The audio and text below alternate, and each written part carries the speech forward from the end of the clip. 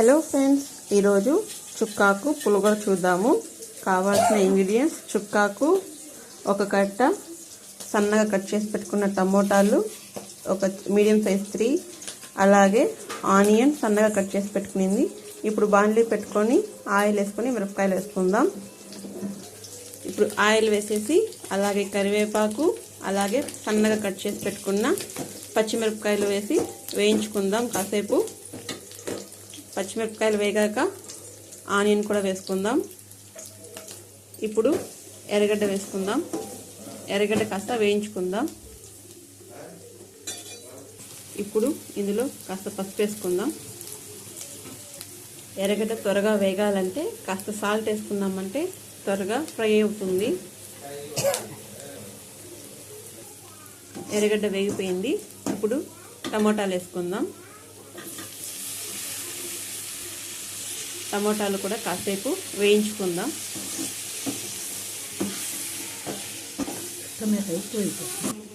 కాసేపు అలాగే వేయించుకుందాం. టమోటాలు మెత్తబడేంత వరకు వేయించుకొని మళ్ళీ చుక్కాకు వేసుకోవాలి. టమోటాలు బాగా మగ్గిపోయినాయి. ఇప్పుడు చుక్కాకు వేసుకుందాం.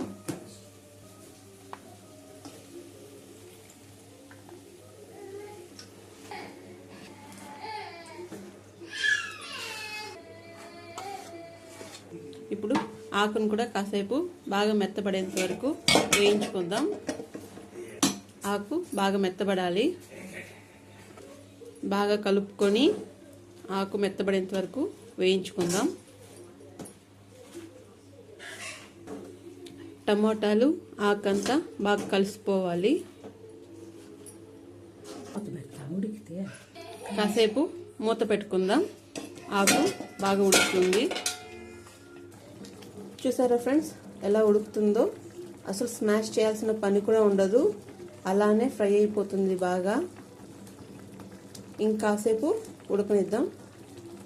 ఇప్పుడు ఇందులోనే వేయించి పెట్టుకున్న శనగగింజల పౌడరు ఒక 2 టేబుల్ స్పూన్స్ వేసుకుందాం.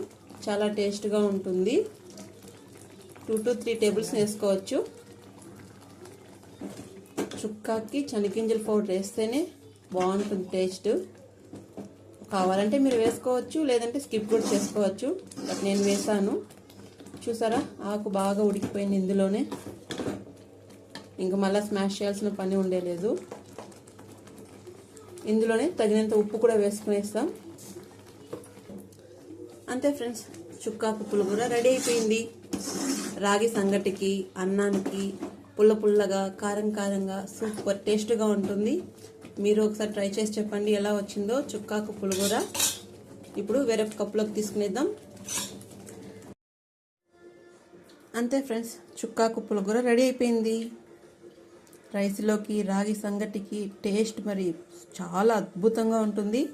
మీరు ఒకసారి ట్రై చేసి చెప్పండి ఎలా వచ్చిందో. Thank you. Take care. Bye bye. Please subscribe my channel.